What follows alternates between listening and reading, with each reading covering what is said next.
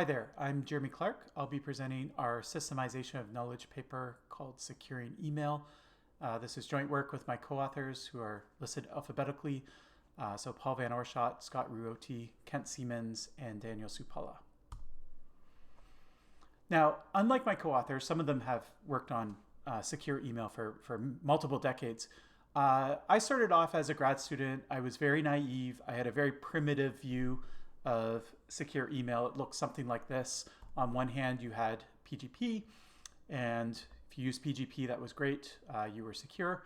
And on the other hand, you had typical email users like myself that didn't use PGP, and we were completely insecure. Now, of course, there's a lot more nuance, and I hope that you walk away from this talk understanding what some of the nuances are, but it took me a while to realize it. I got some knowledge from reading academic papers, but one thing I'll remark quickly on is it does seem to me that for every one paper published on email, there's probably 10 papers published on something like HTTPS, which is a close analog. And of course, there's hundreds of papers published on something like blockchain, lots of them appearing at a conference like Financial Cryptography. And I have nothing against these topics. I've written SoKs on all three of them. But I would make, I guess, two remarks. The first thing is I would really encourage you to think about working on securing email as researchers yourselves. This is a really high impact research area. Think of all the people that use email, just especially relative to something like blockchain or Android or other popular research domains. The other thing for us as SoK authors is it forced us to go beyond just the academic literature. And so we had to draw on textbooks. We drew from RFCs, white papers, blog posts, all sorts of kind of secondary resources as well. Now, one year that I will always remember as really shaping my perspective on secure email was 2015. And we got a series of really good measurements papers that went out, and they illustrated two things. I guess the first thing is that dichotomy I had is completely false. There's lots of enterprise security mechanisms that try and strike a balance between either PGP or not PGP. But the second thing, the most important thing, is these security mechanisms were largely failures in terms of deployment. Either they weren't deployed, or they weren't configured correctly, or there was some other issue. And so it results in an ecosystem where email is still, it's still nowhere near where it needs to be in terms of security. Now, around the same time as these papers, the knives came out for PGP. So there were a lot of security experts that went on record saying, I don't use PGP anymore. That includes Phil Zimmermann himself, the inventor of PGP. And one thing that you can glean from this is a lot of them suggested that, hey, Signal is a really good replacement for PGP. Signal is an instant messaging protocol, so it's not email, but it does provide end-to-end encryption. It provides some message authentication, sender authentication, as well as some deniability. Now, we like Signal. Signal is fantastic, and maybe for PGP's original goal of creating a secure communication platform for personal correspondence, Signal is a very good replacement, but it's not going to replace email anytime soon. There's just too much stuff that we do with email that would be, basically is never going to come to instant messaging, or at least it's not going to come in the next 10 years. And some of this stuff is new, or at least we're using it more and more over the past, even since 2015. And a lot of them are security sensitive things, like using your email for two-factor authentication or password recovery. So let's just recap. As a community, we're abandoning, strong end-to-end encrypted email solutions like PGP. There's some weaker enterprise security mechanisms, but they're underdeployed. And it's not that we're using email any less. In fact, if anything, we're probably using email even more. So where does that leave us? We had this question that we wanted to capture. We wanted our paper to answer the question of what's going wrong with secure email. And we started off by doing a very traditional SoK. We looked at different technologies and their properties and evaluated them, but it didn't really answer the question. So I give a lot of credit to my co-authors as well as some reviewers on a very early draft of our paper who really helped zero in on the issue. And so the main takeaway from this talk, it's right in the title of the paper, is we feel that this isn't a technology problem. This is a problem with stakeholders. This is a story about stakeholders and their conflicting requirements.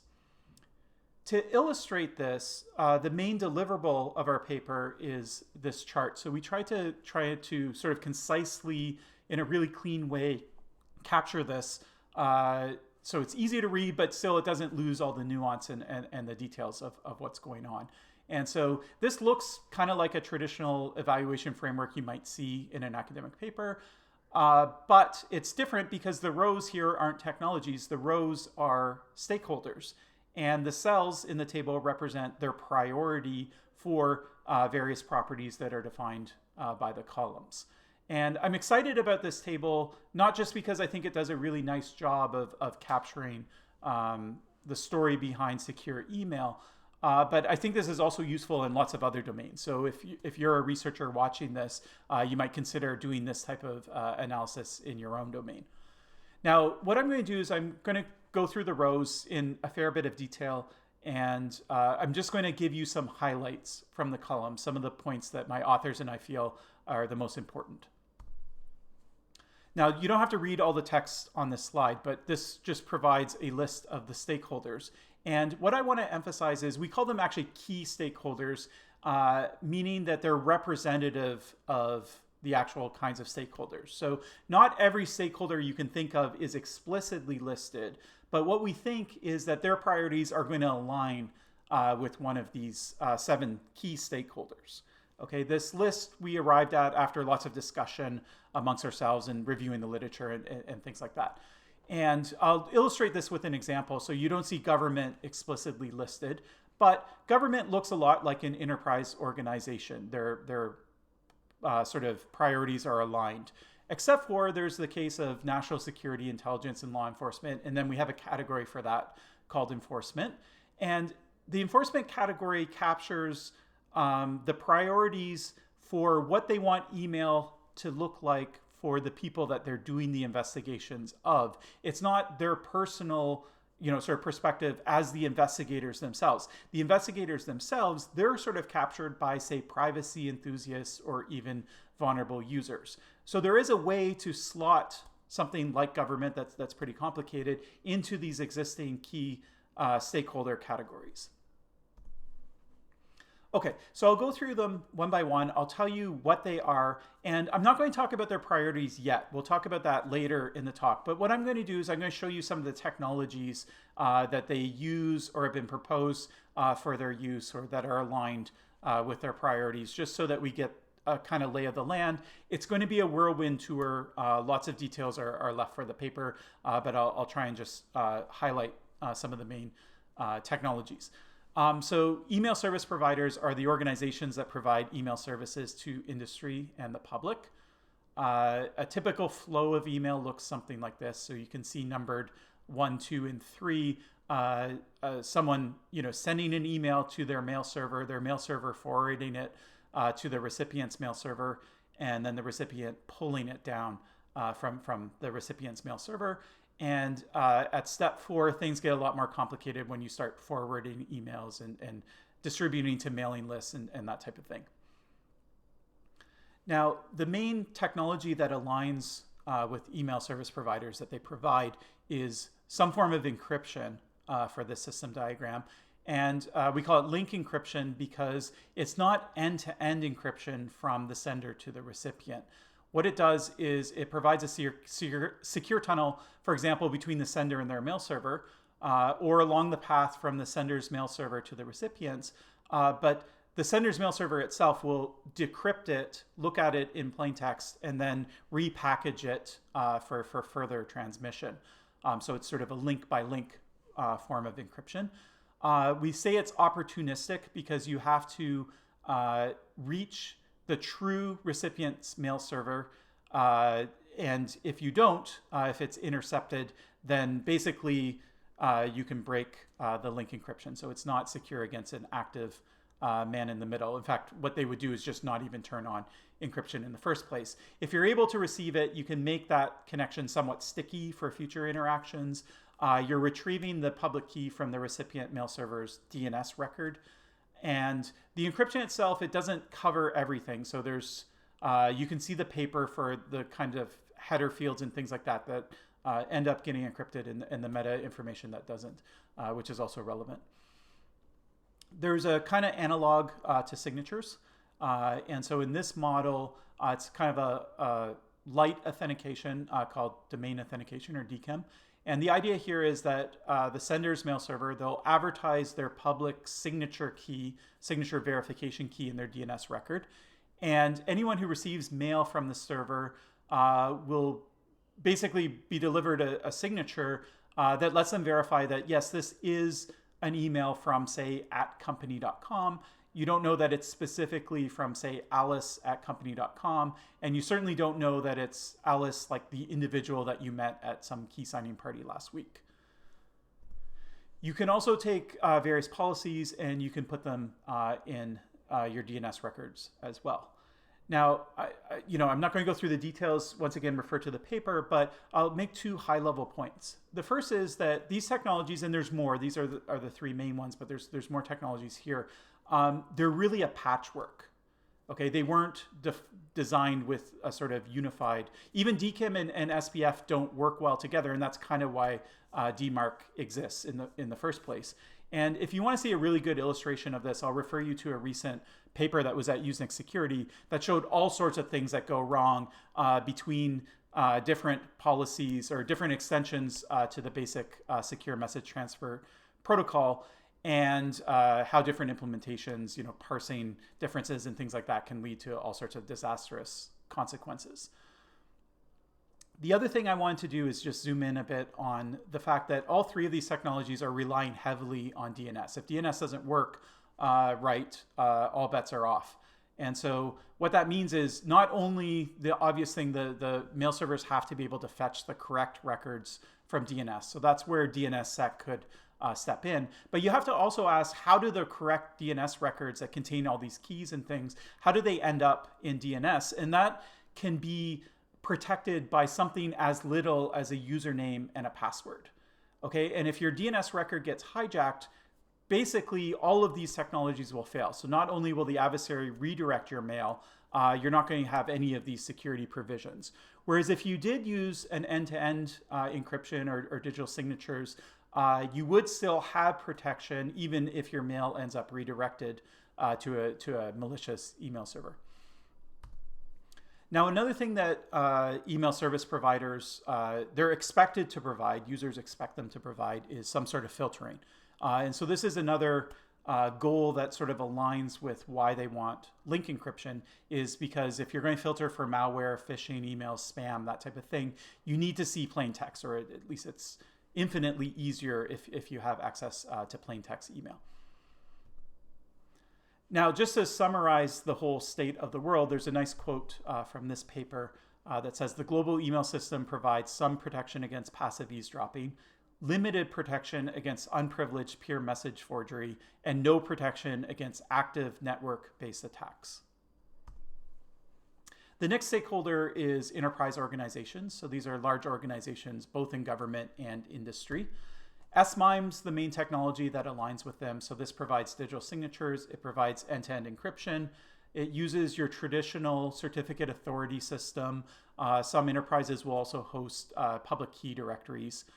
So the certificate authorities are going to sign at least that this key belongs to this particular email address, as well as maybe some organizational details or even details of the individual themselves. Some go a step further and they'll host your private keys as well. And so this allows them, the enterprises, to give you a way to recover if you ever lose your private key. So you don't lose your complete archive of past email messages because they were all decrypted under a key that you've now lost. It also allows them to do some content inspection and other things that are in their priorities. Another thing that's unrelated to SMIME, so the year of 2020 is there's a lot of things happen this year, but one of the more minor things is it's probably the year that a lot of organizations started inserting content into email messages that look something like this, that are warning you that this email came from a different domain than your enterprise. So I work at a university that's like an enterprise. And so this is interesting because it illustrates a kind of tussle even within the stakeholder themselves. Because if you think about SMIME, if this is a digitally signed email, you can't just go and insert this information in the email. You're going to break the signature. Even if you're using like weaker signatures like DKIM, which we just saw, DKIM fails for this message because they modified it. It didn't fail before they injected it, but after they injected it, now it fails. And the failure is what's communicated to the user. Privacy enthusiasts are another stakeholder. So these are users who believe email should offer strong protection from corporate or government surveillance. PGP is the main technology that's aligned with privacy enthusiasts. And PGP is very much like SMIME, but kind of less centralized. So it provides end-to-end encryption, it provides digital signatures, but there's no certificate authorities. There are key servers, but they just gossip about the public keys they know about. They're not authoritative over the public keys. And there's a lot of technical differences, and we go through some detail in the paper that you might be interested in, tracing it back to PEM, which was a kind of predecessor to SMIME and PGP, and then all the differences there. Now, the one thing I'll highlight for the purposes of this talk is I think there's a gap between what people expect from PGP and what it was originally designed for. So if you read the original textbook from Phil Zimmerman, you see lots of quotes like this one. So this implies that it was never really designed to scale beyond small groups. Revocations not addressed. This is one of my favorites. Usability wasn't at the forefront of the design of PGP. And this is actually kind of interesting because the first big sort of paper on security and usability, the first one to go viral, it was in 1999 called Why Johnny Can't Encrypt. And that was actually about PGP. It was a user study of PGP. And then PGP isn't really aligned with a kind of enterprise environment. It's more for social interactions. In PGP, your public key, the validity of it is attested to by other PGP users, maybe through a key signing ceremony, like in the picture. And some people have tried to breathe new life into the web of trust. And so, one idea is you could assert your public key validity through all the different online accounts that you own. So, GitHub, social media, that type of thing. Vulnerable users are another stakeholder group. These are users who deal with strongly sensitive information that could induce personal safety risks. So this includes journalists, dissidents, whistleblowers, informants, and undercover agents. One thing that, so basically they assume everything that privacy enthusiasts are interested in, but they have some additional things that they more strictly require, I guess, than privacy enthusiasts. So anonymity is one. So hiding their personal IP address and their mail server's IP addresses, things like that. You can accomplish this through remailers, or webmail works pretty well. Another concern is traceability. So this is an email that I receive, and you can see that I've disabled all images and all JavaScript because I'm scared that there's going to be a 1 pixel by 1 pixel image, which you can barely see. It's inside that circle. And if you don't disable this, this is an image that you're going to fetch from a server that's controlled by the person who sent the email. And so they're going to know every time you look at your email, they'll know your IP address and things like that. Secure mailbox providers are kind of a newer service providers that typically take the form of webmail, but it's not strictly the case. What they provide is if Alice and Bob are sending email and they're both on the same secure email provider service, then automatically, silently, invisibly in the back, end-to-end encryption and digital signatures happen. If you want to email someone outside of your walled garden as depicted here, then you're in trouble. Okay, so you could then at that point try and loop in PGP or SMIME, or maybe you just aren't able to do something in that case. Now, typical users are the users of standard plain text email services.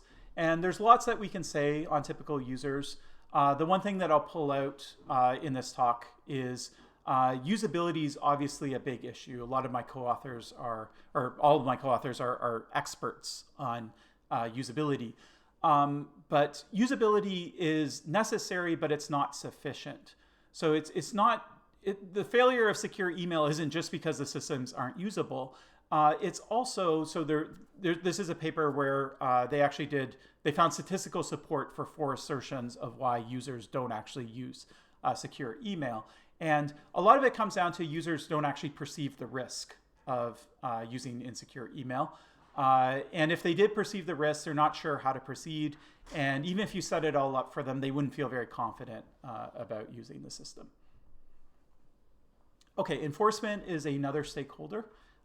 Their main priority is, it goes back to this going dark debate.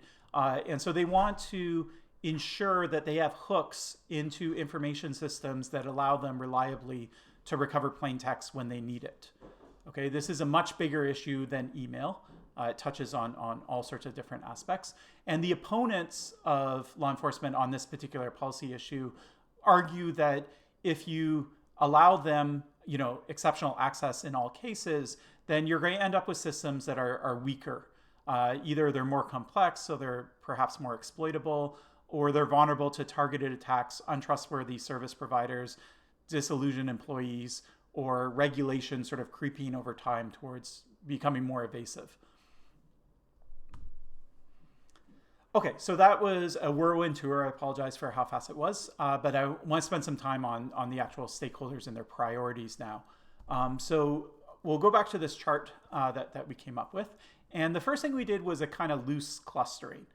So we felt that a lot of these stakeholders kind of look like each other. So enforcement is kind of in its own category because it's not so much defined by what they want. They're really defined by what they oppose. Email service providers, typical users, and enterprise organizations are the next cluster. So these are the stakeholders that really like to see utility and deployability priorities. The other thing I would say about this cluster is note that typical users and email service providers are very closely aligned in terms of their priorities. There might be small disagreements on priority levels, but this is what you would expect as a business solution, right? Email service providers are there to provide the kind of email that typical users want. The last cluster are a set of stakeholders that prioritize security properties. And so these are, like with typical users and email service providers, privacy enthusiasts are well aligned with secure mailbox providers. There's also a nice kind of relationship there where they're providing what privacy enthusiasts want. Vulnerable users are a lot like privacy enthusiasts, but if I had to summarize the difference in a sentence, I would say that vulnerable users have no choice but to tolerate a lack of features and poor usability. Another thing that we see is that sometimes it's impossible to really say what the priority of a particular stakeholder group is because there's disagreements within the stakeholder group. So I'll just give you one example of this kind of tussle represented by the crossing of swords. So privacy enthusiasts on the question of whether private keys should only be accessible to the user. Now, they actually all agree with that statement. The tussle is more about how strongly inaccessible they should be. So on one hand, you have privacy enthusiasts that fall in the sort of PGP kind of camp where the private key stays with the user at all times. Then some of the more modern secure mailbox providers, they give you an option, or usually it's not an option, it's a requirement, where you're going to password wrap with a password that only the user knows, but they're going to password wrap the private encryption key or decryption key, and they're going to put that on the cloud. And what this enables is if you ever lose access to it or you sit down at a brand new computer, things like that, then you can have access to your email. So it's still inaccessible to a certain extent to the cloud or to the email service provider, but it's not as strong as having the key fully offline.